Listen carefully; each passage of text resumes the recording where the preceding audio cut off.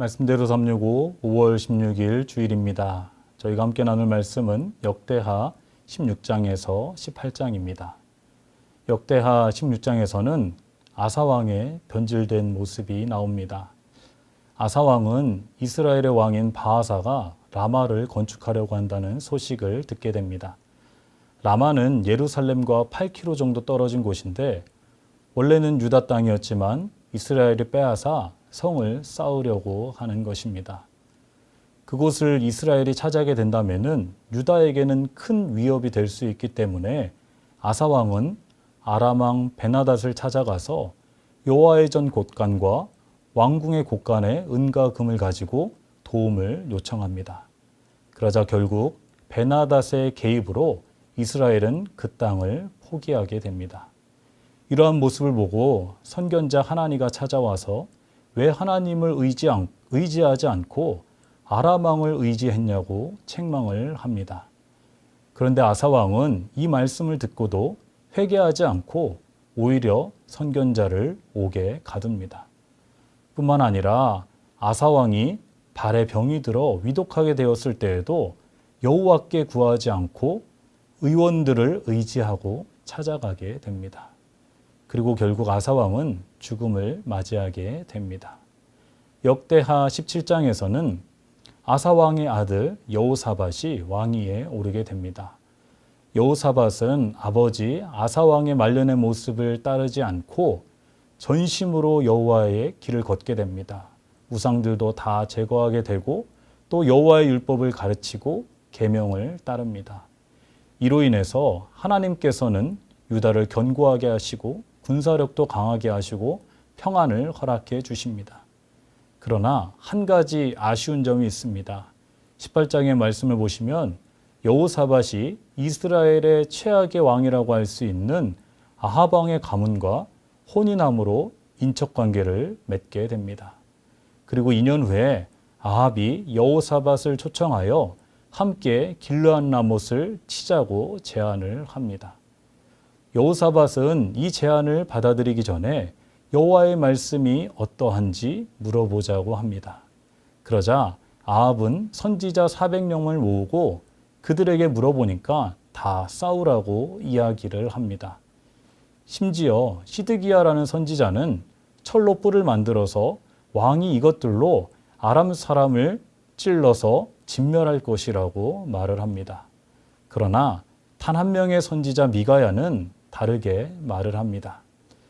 이스라엘은 주인 없는 양과 같이 흩어지는데 주인이 없으니 오히려 평안히 자기의 집으로 돌아갈 것이라고 말을 합니다. 이것은 악한 왕인 아합이 죽음으로 인해서 오히려 이스라엘에 평안이 찾아오게 된다는 말입니다. 이렇게 예언한 미가야는 옥에 갇히게 되고 고난이 찾아오게 됩니다.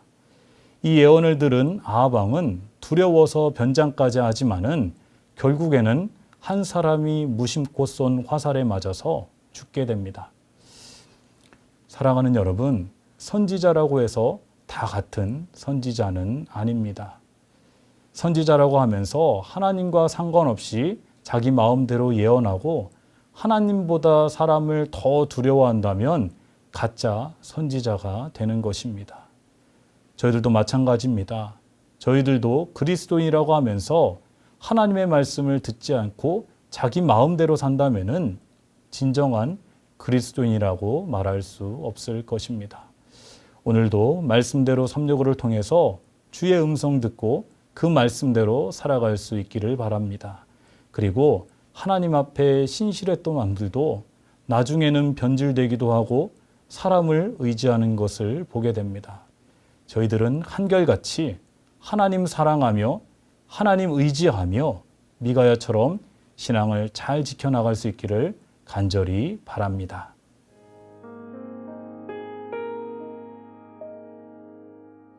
(5월 16일) 주일입니다. 복된 주일이 되시기를 바랍니다.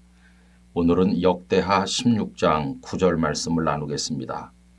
여호와의 눈은 온 땅을 두루 감찰하사 전심으로 자기에게 향하는 자들을 위하여 능력을 베푸시나니 이 일은 왕이 망령되이 행하였은즉 이후부터는 왕에게 전쟁이 있으리이다 하매.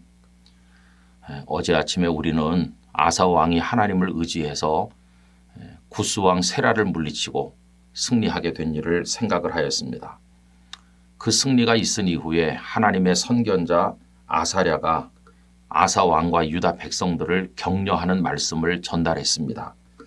역대하 15장 1절과 2절을 읽어드립니다.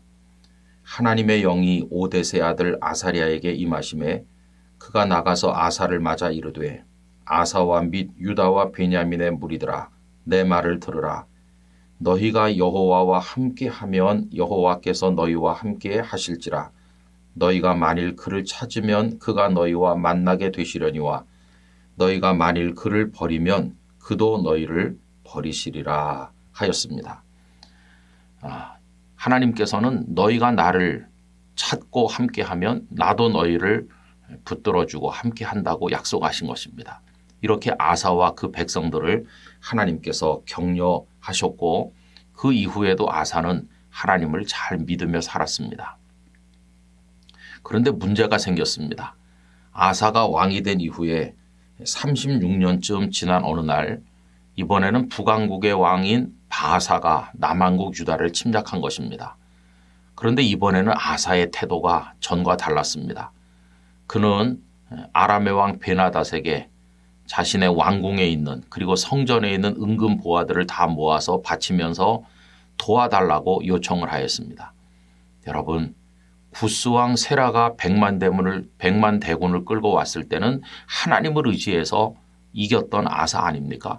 그런데 구스왕의 100만 대군에 비하면 아무것도 아닌 북왕국 이스라엘의 바사가 쳐들어왔을 때는 겁을 가지고 그는 사람인 베나닷 왕을 의지하게 된 것입니다.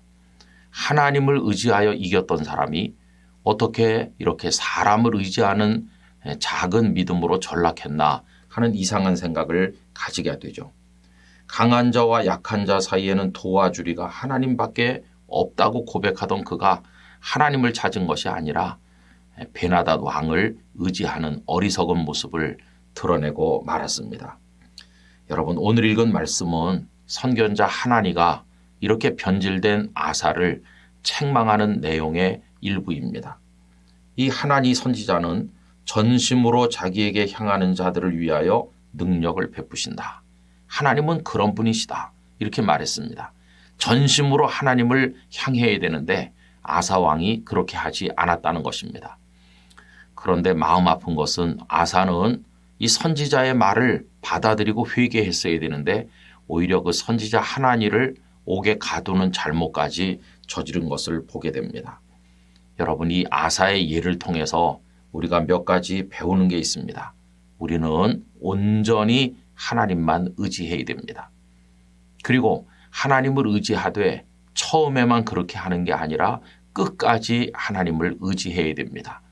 아사가 젊었을 때 처음에는 하나님을 의지해서 구스 왕을 물리쳤지만 왕이 되고 36년이 지나니까 변질됐잖아요. 여러분들이 끝까지 온전히 하나님을 바라보게 되기를 원합니다.